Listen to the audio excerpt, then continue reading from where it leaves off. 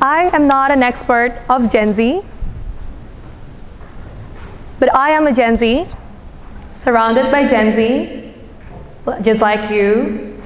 My friends are Gen Z, my classmates are Gen Z, my work colleagues are Gen Z, so I witness closely how Gen Z lives, as that is also how I live.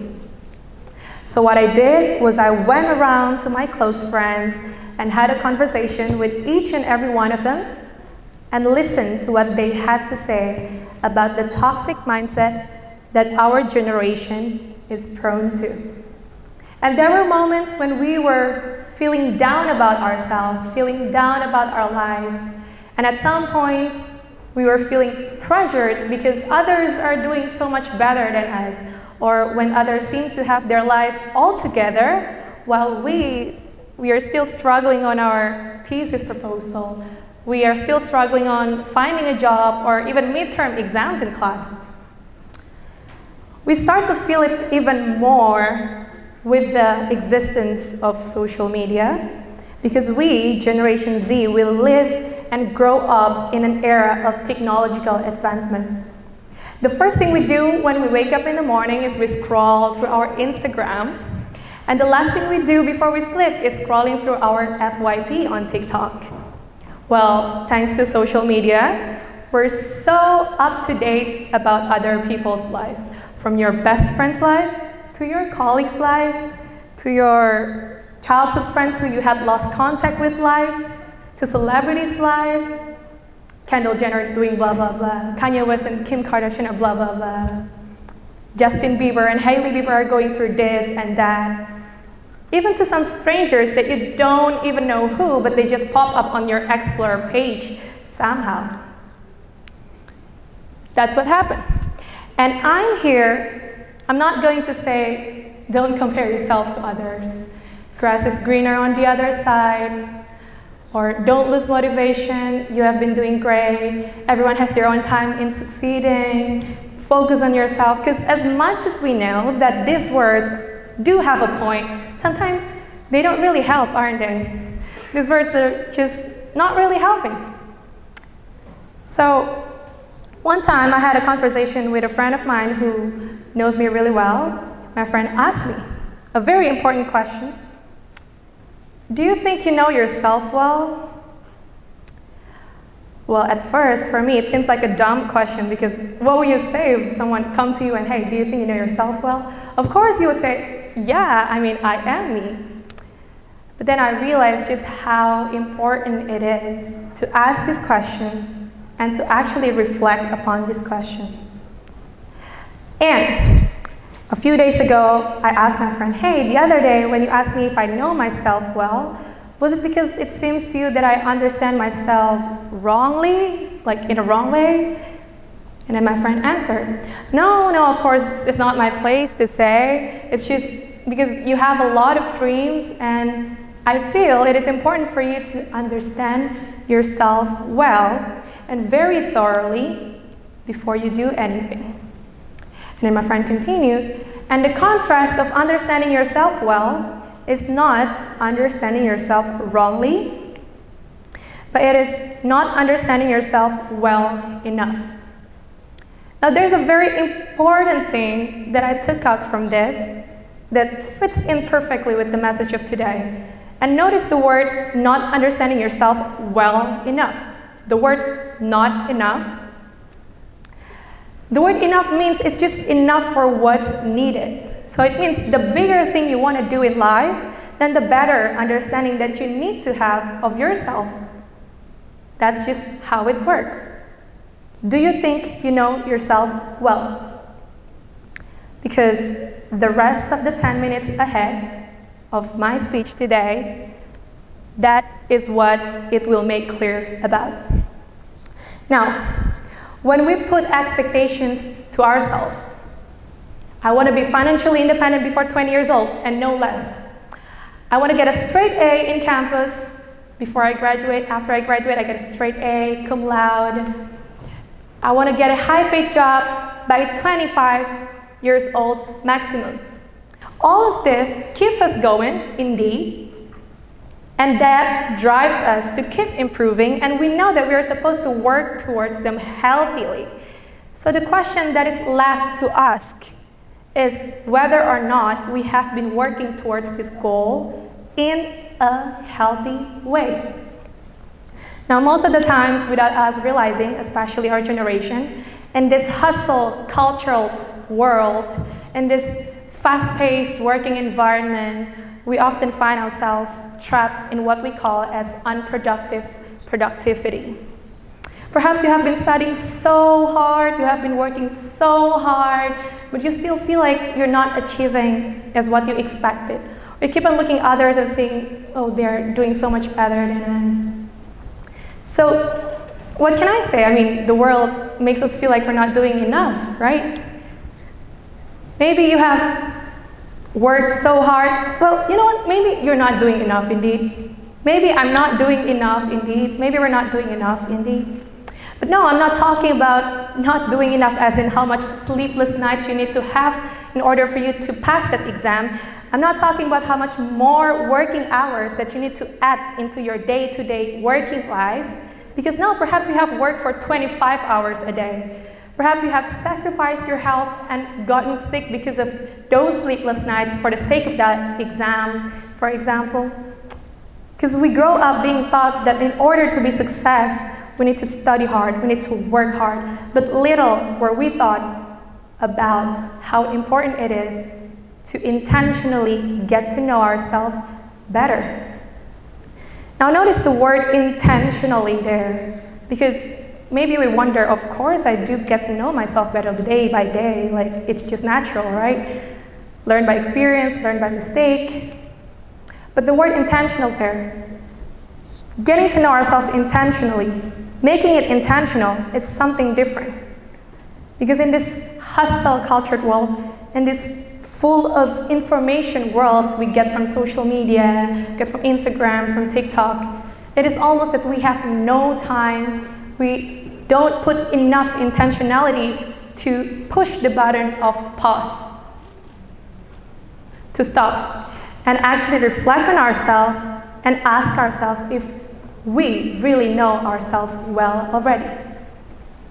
To ask ourselves if we have actually take time to reflect on ourselves, to get to know ourselves, to get in touch with ourselves, because the lack of self-awareness is what leads us to a toxic mindset, to a toxic habit that is buried deep inside, abandoned there inside ourselves, just waiting for its time to burst out just when life hits you.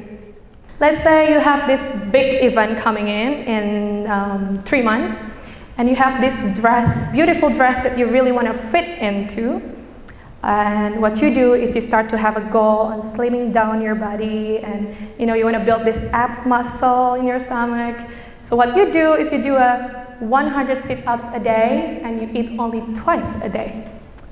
And in the next month, you look into your mirror and see, I'm not doing enough. I feel like there's no results as what I expected it to be. You start to be upset. You start to be disappointed. So what you do is you double up your efforts, and now what you do is 200 sit-ups a day, and you eat only once a day. But then the next 3 months you see again, it's not bearing any fruits. My efforts are just, worthless. So what's missing here? What's missing is we didn't get to know ourselves better first. We didn't get to know our body well first before we actually made that decision. Have you thought of whether or not you are doing the sit-ups correctly, in the right technique? Because you can do 500 sit-ups a day just every day in 1 month and not bearing any results, right? And you just ended up perhaps being injured because of that, or just being disappointed, and you start to, you know what, I'm just born like this. I can't do anything, I can't do any goals and blah, blah, blah. See, my life is just so hard, something like that. It's just we didn't get to understand ourselves better. Do you get to know your metabolism pattern better? Because it just differs from one body to another. Just because you look at your YouTube channel, and then there's this how to lose 20 kilos in 3 months, you tap that, and then you follow that sets of menu, and you follow that set of workouts, and you think it will apply to your body too.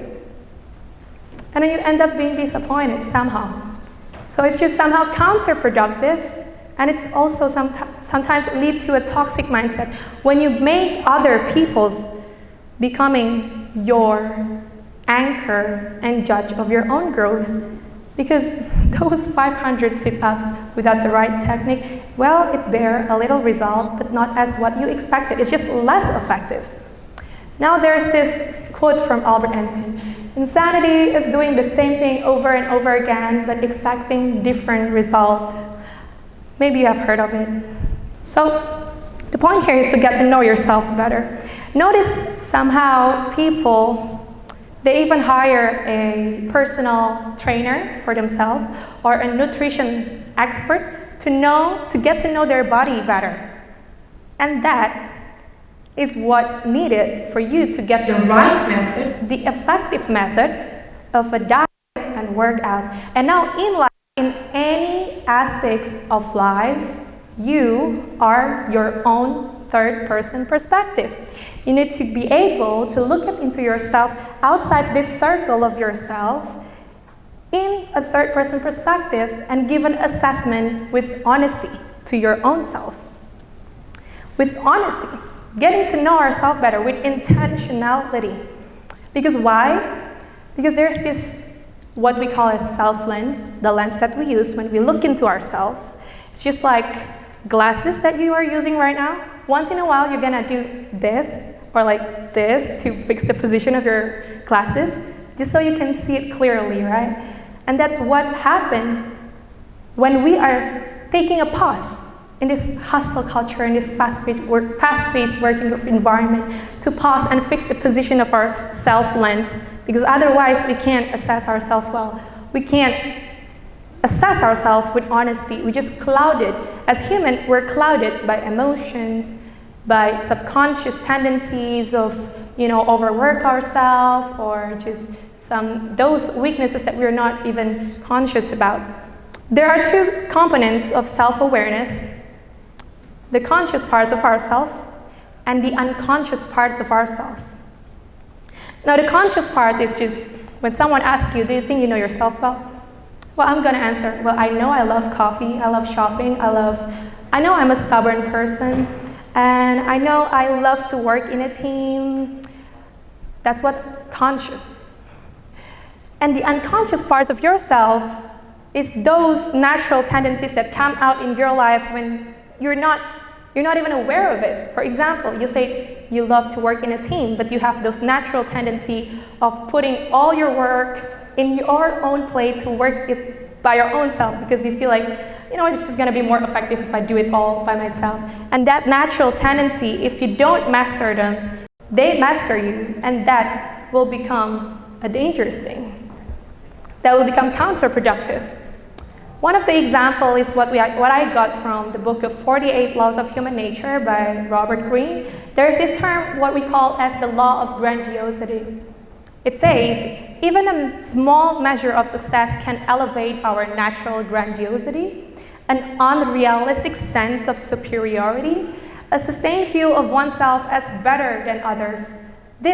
Notice this last sentence, pay attention very carefully. This can make us lose contact with reality and make irrational decisions. Now, we know that human beings are rational beings. We make decisions based on rational consideration. But sometimes as human, full of emotion, various emotions, and unconscious things about ourselves, we can make irrational decisions sometimes if we don't pause and fix the position of our self-lens and assess ourselves with honesty. This is what happened to our self-lens. So what we do to fix the position of our self-lens is we need to know what are those unconscious parts of ourselves that we need to be aware of. And that will not happen unless we put intentionality in getting to know ourselves better. Let me tell you how this applied to me. I have this tendency of multitasking, because in the past I succeeded in doing things when I multitask on stuff. I feel like I'm used to it. I can do it. I can do A, B, C, D, E simultaneously. I can do it. I'm used to it. I have this natural tendency. As time goes by, it becomes a natural tendency that I keep on doing, and it becomes a habit, and I'm unconscious about it. I am unconscious about it, and without me realizing, I feel superior of my own habit, that I can do everything simultaneously. And then unconscious parts of yourself, just imagine how much powerful it would be if I can master them. And there is this well-known psychologist from Swiss called Carl Jung.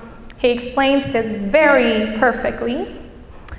It says, until you make the unconscious conscious, it will direct your life and you will call it fate. It will direct your life and you will call it fate, just until you make the unconscious conscious.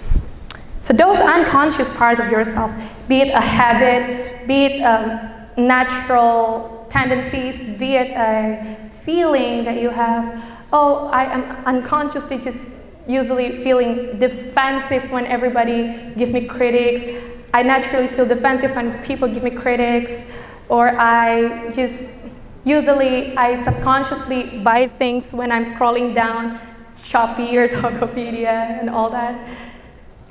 Those impulsive tendencies are unconscious parts of ourselves.